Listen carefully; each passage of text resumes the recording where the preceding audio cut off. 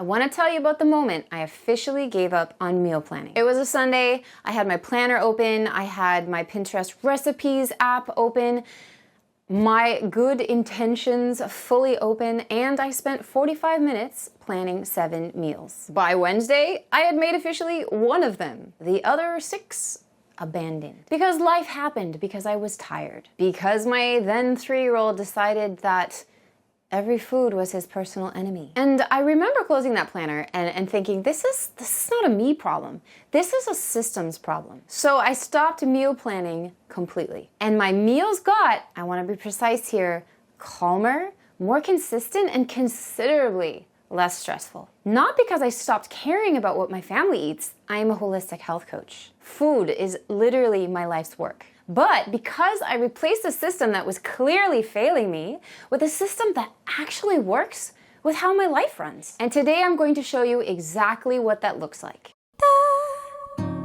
I'm Anne. I have 3 boys, 4 and under. I run a business from my living room and I feed my family a whole food, plant-based diet every single day. I say it because I want you to understand that whatever chaos is currently happening at your place, I'm right there with you. And still, I figured this out. So you totally can too. Okay, so here's what nobody tells you about meal planning. It doesn't fail because you're disorganized, and it doesn't fail because you're a bad cook or because you don't care. It fails because you're asking the wrong thing of your brain. Meal planning asks you to make dozens of decisions in advance. What you'll want to eat on Thursday, whether you'll have the energy to cook on Friday, what your kids will tolerate next Tuesday, and then hold all those decisions the whole week. It turns out your brain is not a meal calendar. And every time you deviate from that plan, and you will, right? Because you're a human person having a human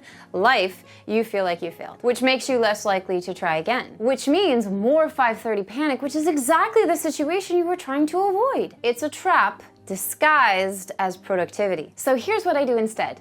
And I want to be really clear, this is not winging it. This is a different kind of structure, a smarter one. I use theme days. So Monday is Mexican, Tuesday is Asian, Wednesday is pasta, Thursday is curry, Friday is soup, Saturday is tofu scramble, and Sunday is leftovers. And that's it. That's the whole plan. Now, when it's Tuesday, I'm not standing in my kitchen wondering, what should I make? I'm asking, what kind of Asian food do I have ingredients for? And that is an entirely different cognitive load. So I went from an open question, infinite possibilities, infinite overwhelm, to a directed question. One direction, maybe 10 minutes of thinking instead of 45. The theme doesn't tell me the recipe, it just narrows the playing field. And that narrowing is everything. This is the thing I teach as a holistic health coach when I talk about decision fatigue. Your brain has a finite amount of decisions that it can make every day. Every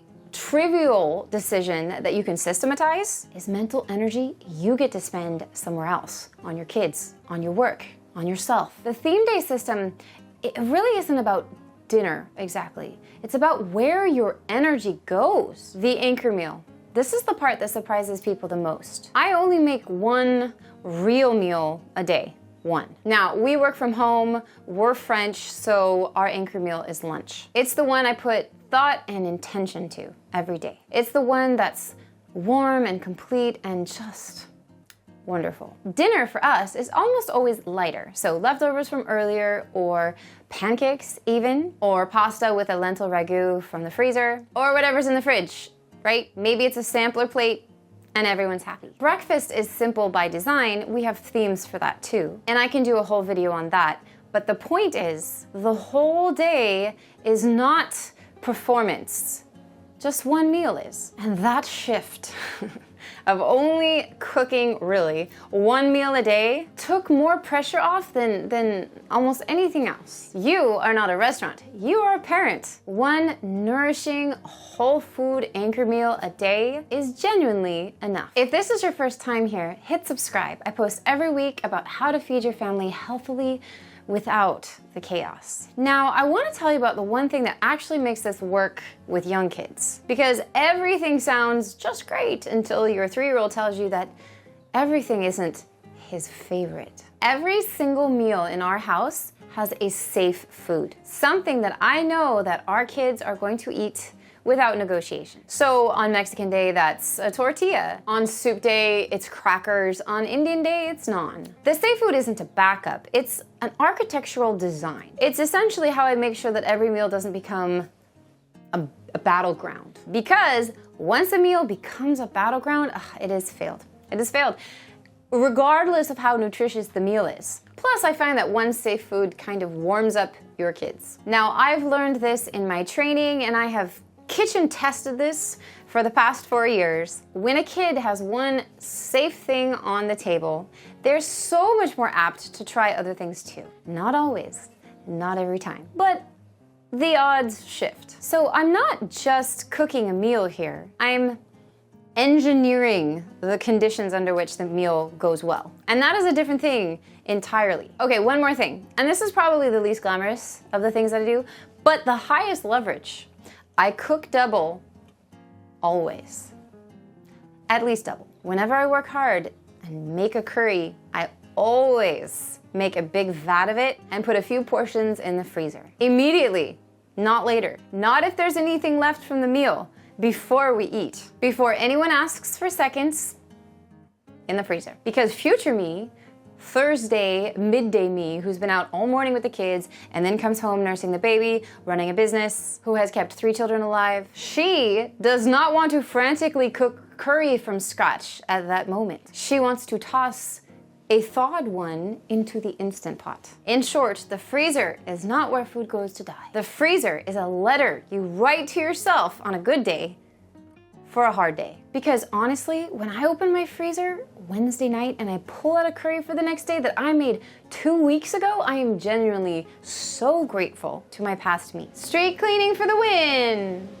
That is the energy I want you to have about your freezer. So here's what the system is actually underneath it all. It's a decision that I made once that I don't have to make again. The theme day makes the decision.